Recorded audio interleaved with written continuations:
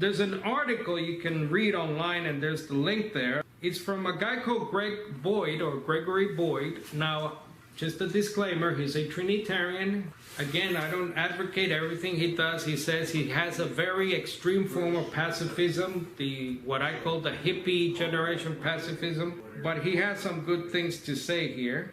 So in this article, he notes some interesting things, that the way the USA has used Old Testament nationalism, what I would call nationalism passages, and infused them with what I call New Testament nationalism, or the Christian nationalism.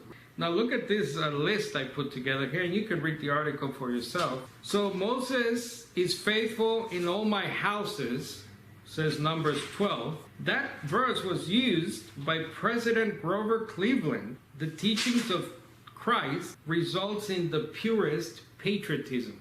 In 2 Corinthians 10:15, the famous spiritual weapons passage, President Eisenhower, Ike, for him this would strengthen those spiritual weapons which forever will be our country's most powerful resource in peace and war.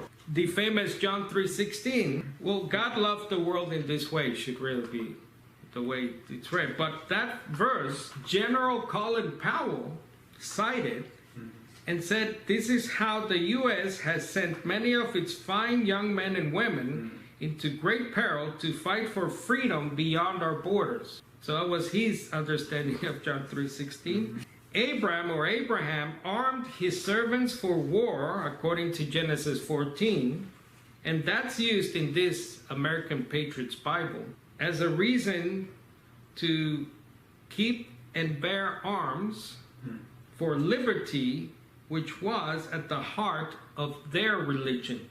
By their religion, they mean the Old Testament Jews. In 1 Samuel 12:13, the Lord reluctantly accommodates Israel's demand for a king, telling Samuel that this constitutes a rejection of God. This inspires a page-long commentary in this translation on how Christians have a duty to vote, and so on. So you can have a look. He has more examples there of how they have appropriated Old Testament language, Old Testament, what I call nationalism, into the church. So this is an article. Again, I do not advocate everything Greg Boyd, he's a Trinitarian. I am not a Trinitarian. Practices a form of pacifism which goes back, in my eyes, to the hippie generation pacifism. I'm not advocating for that type of pacifism.